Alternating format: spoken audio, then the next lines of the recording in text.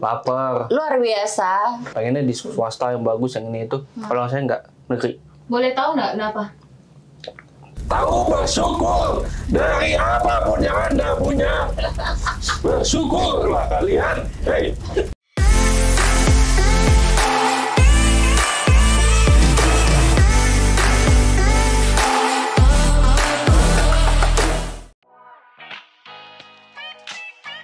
Saat syuting ini sudah setahun menikah. 19 November 2022 teman-teman. Iya. Kalau gue 7 minggu. Gue nggak mau nyebutin bulan gitu, nggak. Tadi pengen hari, cuman malas ngitung, jadi ada 7 hari. Aduh, masih anget-angetnya ya. Pulangnya cepet. Yang cepet nanti lembur. Pulang kantor terlalu cepet. Kalau untuk rencana punya anak sih pasti ada, tapi karena saya sedang pengobatan panjang, jadi ya agak ditunda dulu ya demi keselamatan ibu dan bayinya nanti gitu. Tapi ya untuk kedepannya pasti kita akan berencana ya untuk memiliki anak. Selama 1 tahun ini juga sudah sambil persiapan lah, sambil pacaran dulu kayak gitu. Saya bukan penganut child free, jadi ya terserah istri saya juga. Mau istri saya mau punya anaknya, saya udah, kita udah punya program, cuman ya terserah istri saya maunya kapan. That's it. Semudah itu aja. Oke. Kira-kira ya pengobatan saya itu kira-kira beres itu paling cepat Januari 2024 ya. Kalau setelah itu gas aja kalau dikasih. Oke. Bintan tergantung template lagi. Nggak juga sih, sebenarnya ada, cuman pengen disebutin. Nggak tahu boleh apa enggak ya, Allahu alam aja deh. Oh iya. Nanti aja Sip. disebutin kapan-kapan. Oke. Aku pribadi karena aku anaknya overthinking, bahkan sebelum nikah kayak merencanakan pernikahan tuh aku udah tahu nih dokter siapa aja. Jadi aku ada list ya, 3 nama dokter nih yang kira-kira akan membantu saya nanti gitu. Jadi nggak 3-3-nya ya, jadi mungkin salah satu, cuma akan datang ke 3 dokter ini. Untuk rumah sakitnya pun sudah survei juga kebetulan, karena saya udah di Tangerang Selatan. Mungkin ada 2 rumah sakit yang akan menjadi tempat saya melahirkan nanti, karena suami saya nggak mau kalau saya melahirkan di Semarang ya. Asal saya itu nggak mau, jadi maunya di Jakarta atau Tangerang Selatan. Bapak rumah tangganya boleh. Kalau bapak rumah tangga sebenarnya simple. Oke. Terserah istri. Udah. Ya udah. Yang penting di rumah sakit mau normal sesar monggo. Wes, nanti saya cuma nyediain dananya doang. Istrinya Bintan ya. Iya. LL. Kalau di LA kayaknya nggak mungkin. Mohon maaf, lagian juga anu udah gede gitu. Karena setiap kontrol tuh beda. Karena kan ada USG kan juga ada beda-beda ya, ibu-ibu ya. Terus juga pas sudah tahu tes darah pun sudah beda-beda. Bahkan ada USG yang memang untuk mengetahui nih keadaan bayi secara lebih rincinya gitu kan, apakah penyakit bawaan dan segala macam itu ada banget. Jadi kalau misalkan itu include ya, jadi sekitar 1 sampai 6,5 juta. Oke, 1 sampai 6,5. 6,5. Kalau yang tadi ya ada pemeriksaan yang Terus lengkap kali. tadi. Itu sekali kontrol. Ada 1 kali kontrol. Kalau kontrol biasa itu 1 juta. Terlalu murah. Katanya sesar tuh ada yang gocap 60. Iya. Kalau normal tuh 30, 40. Ya udahlah ya, segitu kayaknya dah. Ya, Ya. bismillah aja. Oke, berarti kisaran 30 sampai 60 ya. Ya, 30 hingga dengan 60. metode sesar. Beda sih. Kayak normal tuh 30 hingga 40, yang gue dapet 50-60 tuh sesar. Rumah Itu sakit segitu. Tangerang, di daerah Rumah Tangerang. sakitnya itu daerah Jakarta sih. Cuman kan, tapi gini, tapi kenapa bilangnya Jakarta? Karena kan Jabodetabek, ya udah anggap aja satu wilayah itu sama. Oh, Kecuali Depok. Kalau di Tangsel yang rumah sakit, 2 rumah sakit yang saya pengen ya. Pokoknya teman-teman mungkin bisa cari tahu sendiri, rumah sakitnya tuh ada jerapahnya di situ dalamnya. Itu baru aja kemarin sebelum syuting nanya juga, itu 75 jutaan. Itu sesar, karena balik lagi ya saya pengennya sesar. Itu kelasnya apa? VIP? VIP. ERAX. EREX. Oh, ERAX. Itu metode baru ya? Ya. Oh. Itu apaan ya? Kalau bisa coba jelasin. Nah, ini Itu ilmu apaan ya? baru nih. EREX itu intinya yang saya tahu metode yang paling cepat untuk penyembuhannya kayak gitu. Jadi kita Pasca tuh besar. iya paskanya. Jadi bisa jadi cuma nginep di rumah sakit itu cuma 1 malam aja. Kalau aku kebetulan aku juga ada sedikit tabungan ya, maksudnya udah mulai nih untuk mempersiapkan anak dan kemarin juga sempat ngomongin lagi ya karena memang aku pengennya sesar dan yang harus bisa ditemenin sama suami harus masuk nih ke ruang operasi biar tahu ya suami-suami perjuangan istri gitu. Jadi itu tujuannya guys.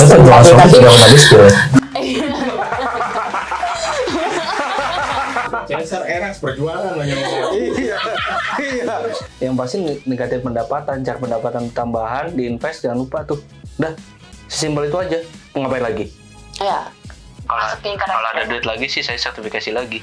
Kita nggak ada persen-persenan ya, jujur aja nih. Jadi kita memang ada targetnya nih, maksudnya kayak oh ini nih kita harus siapin katakanlah ya misal 75 juta gitu. Biasa sih kita bagi kalau misalkan kalau udah ketahuan hamil gitu ya di bulan pertama seperti itu. Nah kayak gitu. Tapi untuk saat ini kan belum sampai yang sedetail itu berapa. Cuma ya kalau kita ada rezeki kita selalu masukin ke tabungan. Jadi kita punya tabungan bersama nih aku dan suami gitu kan. Sebanyak-banyaknya aja gitu. Kalau bisa tiba-tiba 1 miliar gitu, 10M gitu kan ya. Amin.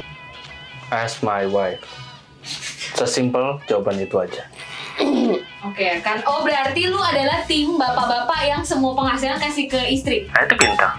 Oke. Makanya waktu cari rumah pun kita juga udah cari bolehnya di BSD, Bintaro atau Serpong. Jadi, Sekolahnya ada di pertigaan ya. Pertigaan Jalan Gede. Dekat Iya. pasar ya? iya dekat pasar yang gede itu teman-teman gitu. Pokoknya anak saya dari TK sampai ya SMP lah mungkin di sana. Kalau cowok sih nanti pindah ke Jakarta Pusat. Ngeri. Bahkan udah tahu biaya sekarang ya anak tuh juga berapa. Kalau misalkan masukin TK di sana, SD di sana itu berapa. Jadi tinggal ngitung aja inflasinya. Pendidikan anak pasti nomor 1. Tapi di satu sisi saya pengen ngajarinnya adalah sekolah di negeri. Ini apa ya, antitesis dari orang-orang lah umumnya. Iya. Pengennya di swasta yang bagus yang ini itu. Kalau saya nggak, negeri. Boleh tahu nggak kenapa? Tahu bersyukur dari apapun yang Anda punya. Bersyukurlah kalian. Hei. Tahu bersyukur karena dari atas sampai bawah semua ada di situ. Paling nggak selain itu juga memang sih balik lagi sebenarnya pendidikan anak itu bukan masalah sekolahnya di mana, tapi orang tuanya yang mau ngajarin itu sebenarnya yang paling penting. Luar biasa. Oke, ini beda perspektif menarik Ya. banget nih. Karena saya buatin kalkulator ya.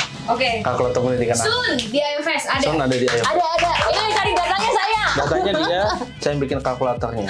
Itu di tahun 2023 kemarin itu masuk TK itu 15 juta. Masya Allah. Terus bulanannya itu 1,5 atau 2 juta gitu. Jadi ada range-nya gitu. Itu range-nya aja sih gitu. Jadi ya karena saya dan suami saya mau anak saya di swasta Katolik. Jadi ya Kerja keras. lebih baik saya kerja keras. Pakai kuda. Bingung juga sih ya. Karena negeri ada yang di-spill, ada yang tidak. Datanya jarang soalnya. Tapi yang perlu dipersiapkan sih sebenarnya bukan dari TK-nya doang, SD-nya doang, SMP-nya doang, tapi sampai kuliah. Karena pada dasarnya pendidikan anak itu akan berkelanjutan dari dia usia berapa sih? TK tuh 4 ya? Iya sih, 4 ya? 3 apa? 3, TK 4. Ngapain Anda PAUD? Gue TK 3. Oh beda-beda. Beda-beda. Udah anggaplah usia 4 tahun udah masuk TK. Sampai usia 21, 22. 22. Kuliah. Ya kalau kuliah Anda 4 tahun ya? Ya, jangan kayak bapak gitu. Ya, saya 4 tahun.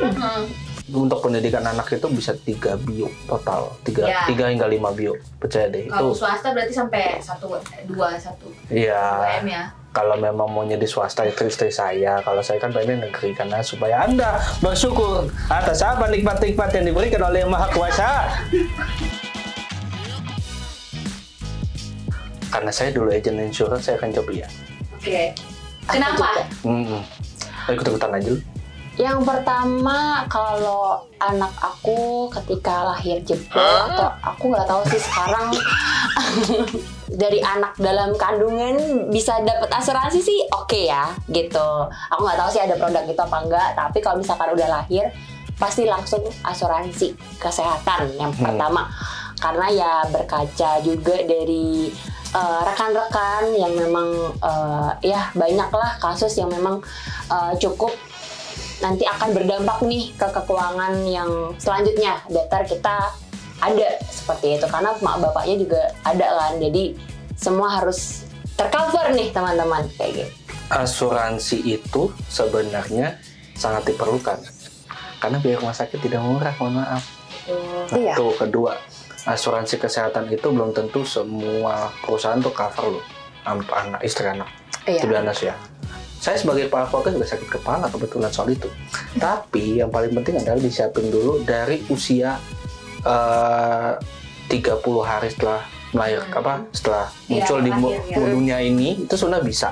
Jadi kenapa enggak buatin asuransi sejak dia lahir, sejak 30 hari semenjak dia lahir. Berarti asuransi kesehatan dulu ya. Kesehatan dulu, habis itu baru pendidikan atau kalau orang tuanya perlu asuransi jiwa. Itu kritis juga perlu sebenarnya. Udah punya tanggungan ya. Iya. Karena jiwa dan kritis itu penting.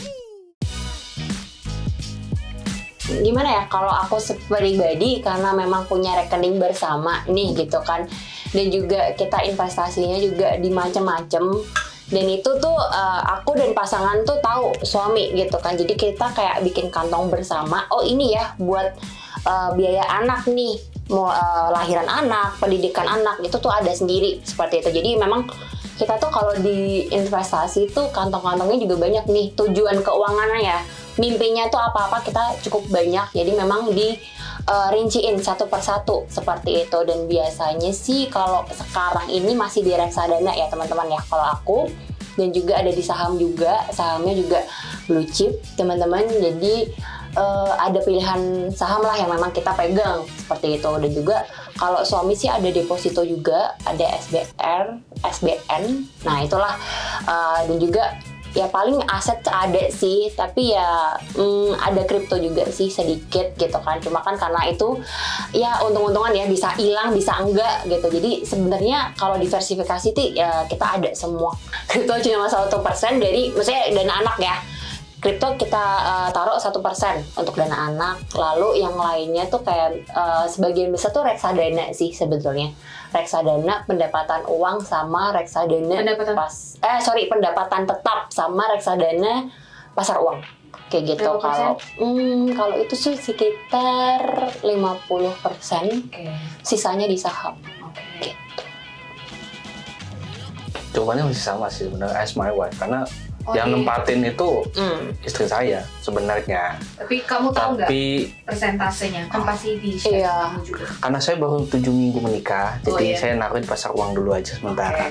Berapa persen? Sampai most of them lah. Most of them itu baru 7 minggu saya menikah soalnya. Jadi saya prefernya adalah untuk fokus di ngamanin dulu. Sekarang karena kan kita baru juga, kita masih merintis segala macam, dan juga jangan lupa juga bahwa saya bagiannya adalah mencari sebanyak-banyaknya, yang atur ada istri saya, ada itu aja. Yang penting untuk dana pendidikan anak, dana untuk di anak itu mesti dikontrol kehamilan, terus juga melahirkan itu istri saya lebih tahu dibanding saya. Gitu. Iya, dibandingkan saya. Berarti belum tahu ya karena masih baru. Makanya baru tahu, baru 7 minggu. Karena ya kelihatan kan ini istri yang mengerti, ya istri saya juga lebih mengerti, ya udah. Enggak sih, sebenarnya yang ngatur keuangan di keluarga saya tuh lebih banyak suami saya, guys. Kalau saya adalah pencari rezekinya aja, ya kan, pengatur rezekinya. Ada istri saya di rumah gitu. manajemennya. Ya, manajemennya. Pengatur rezeki yang di atas dong. Oh iya, pintar lo kadang-kadang. Oh ya, oke. Demikian dari tadi pertanyaan yang terakhir. Terima kasih Bintan dan Anggit untuk episode di Pasangan Muda udah siapin.